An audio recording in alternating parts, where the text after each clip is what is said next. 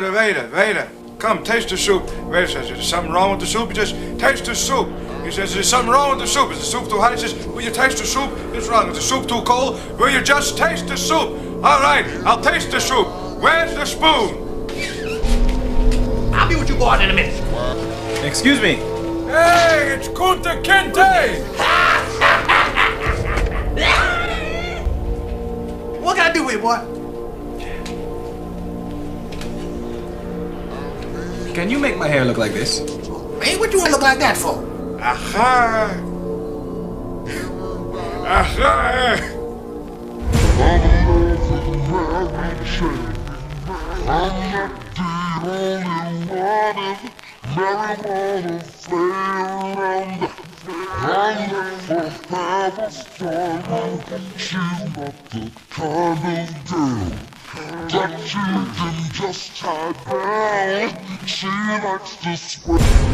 To shed some light on how the CIA effectively pull off fictional identities. They accomplish this, in part, by using public officials in law enforcement, the military, etc. The mechanisms, as they are called, passports and state driver's licenses for people who don't exist, bills, tax documents, and other things, that form the foundation of fake identities. The creation of this trail of fake existence. Fake birthplaces and home addresses have to be carefully researched, fake lives have to be created. And those existences need to have corresponding friends. Almost every individual unit that operates clandestinely, special operations, has a signature reduction section, mostly operated by small contractors, conducting due diligence. There they adhere to what they call the 6 principles of signature reduction: credibility, compatibility, realism, supportability, verity, and compliance. I say this to argue the fact that it's not hard to believe that Tupac never existed. After his metaphorical death, we're left with the character Tupac, while the real person goes to his dormant life when the signature reduction assignments cease. And you wonder why Tupac always mentioned he's military-minded.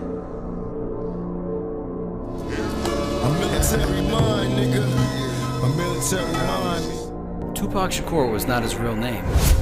This is an immediate and glaring red flag, as we have seen many famous celebrities, artists, politicians, and businessmen in the 20th century switching their names. We briefly touched on Tupac's real name, the Zane Parrish Crooks.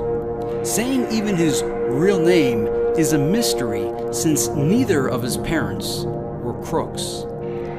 His mother was born Alice Faye Williams, and his father was born William Garland. So where did crooks come from? We aren't told. Here's Tupac's birth certificate. What stands out is that it was issued at the start of his career, as in Tupac the rapper was born. Note the issue date of June 6, 1990. Tupac appeared with Digital Underground January 30, 1990. If it's hard to see, here's a reference birth certificate.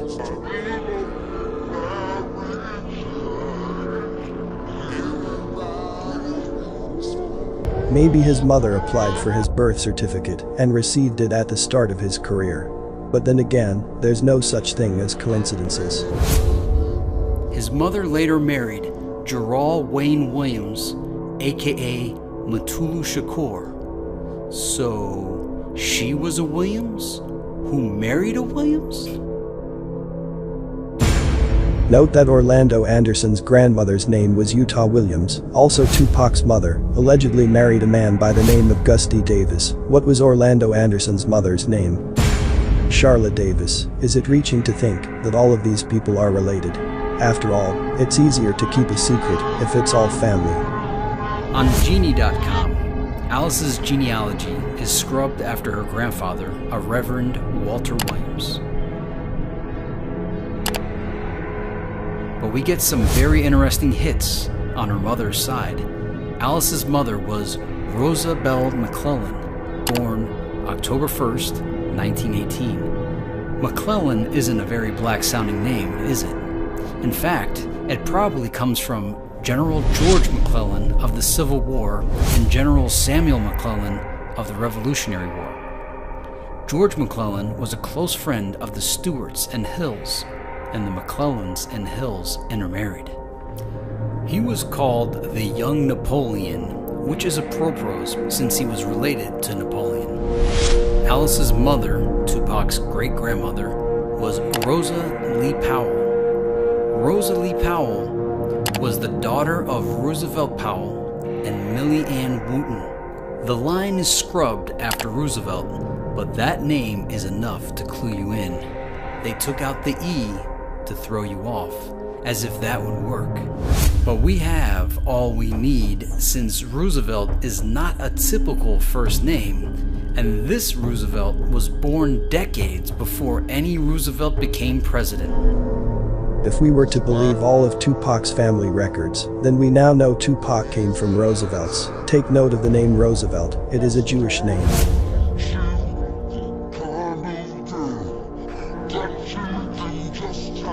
So this could also mean Tupac has come from a Jewish family, and we know Hollywood is run by Jews. Another thing that caught my attention, when we originally posted this video, the name Roosevelt Powell was listed, but after the video, they removed that name and added another by the name of Robert Powers. I wonder why. Are they hiding his Jewishness? Seems a bit far-fetched, doesn't it? Maybe, maybe not. Let's start with the obvious. Tupac's face. Do you see it? He looks very Jewish, doesn't he? We've been conditioned not to notice Jewishness or question ethnicity in general, and because he's black, we naturally don't question it. But Tupac has all the Jewish markings: a long face, a long, slightly downturned nose, sunken eyes with long eyelashes, and big, bushy eyebrows. He doesn't just look sort of Jewish. He looks full-on Jewish. I mention that only to counter the objection that Tupac couldn't be part of the ruling crypto-Jewish families because he's black and all the crypto rulers are rich white folks from the peerage. But it only takes one generation to go from light skin to dark skin, so it's not far-fetched to claim Tupac is part of the peerage. Did you know that his fiancée at the time of his death was Jewish? That would be Kidada Jones, daughter of composer Quincy Jones and actress Peggy Lipton. You may know her sister Rashida of Parks and Recreation fame. That's Kidada with her parents as a young child. Her mother is best known for playing flower child Julie Barnes in ABC show The Mod Squad. Peggy's father Harold was a corporate lawyer born to Russian Jewish immigrants Max Lipschitz and Als Goldfarb, and her mother, Rita Benson, was an artist born in Dublin, Ireland to Jewish parents Hyman Rosenberg from Russia and Jane Benson, born in Lancashire, England. We're supposed to believe Kidada was half black because of her dad, but Quincy wasn't all that black himself. Here's a picture of his mother, Sarah Frances Wells. Black? Maybe. But obviously from wealth, something you wouldn't expect of a black woman born in Vicksburg, Mississippi in 1903.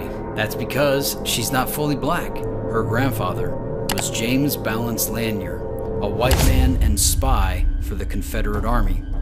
These Laniers trace back to the prominent Lanier and Bassano families of England. So Tupac's fiancée was Jewish, not just on her white mother's side, but on her black father's side as well. It also means she was related to Tennessee Williams. Tennessee Williams, original name, Thomas Lanier Williams.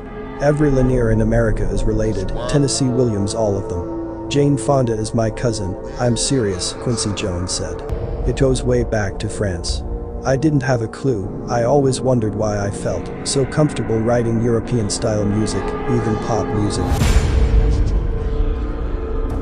So just like Kidada Jones was Jewish, Tupac was also Jewish. Here's a photo of Tupac's alleged grandmother, Eloise Marie Barnes Garland. She's very light-skinned, and her features are more Mediterranean or Jewish. Of course, Barnes is a name we find over 300 times in the peerage. They are related to the Oppenheims. See Jewish-Irish politician Sally Oppenheim Barnes, who was made a baroness in 1989. The lines are scrubbed after Eloise, although findagrave.com lists her father as Walter Barnes. If you search on that name, you find jazz musician Walter Barnes, born 1905. Eloise was born in 1930, so the dates match perfectly for this Walter to have been her father. He was the first black musician to play on radio in Chicago, and we read that his introduction to radio was greatly assisted by the Alphonse Capone family. In conclusion, we have no real proof of who Tupac really was, or where he came from. We're fed his story through Hollywood documentaries, Vlad TV interviews with people who took oaths. His parents are more than likely not his biological parents. They send us on a wild goose chase. All we know is he looks Jewish. No one involved will ever reveal the truth, and most are given security clearance to answer certain questions. And Tupac himself gives inconsistent and unrealistic stories. One commenter said it perfectly by saying, yes, they can keep secrets to the grave, especially when the punishment for not doing so is much greater than the reward for revealing what they know. Ask yourself, do you have secrets of anything you've done which you revealed to none?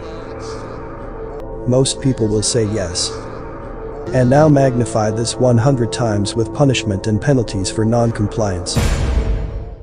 It becomes very believable how secrets are kept.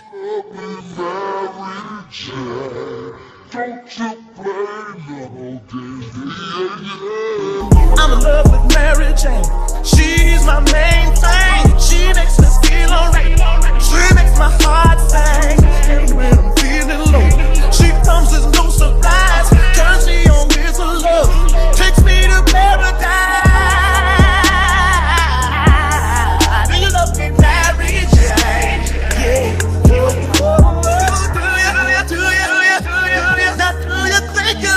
Mary Jane, don't you play no game? Yeah, yeah. I'm in love with Mary Jane. She's my main thing. She makes me feel alright. She makes my heart sing. I'm in love with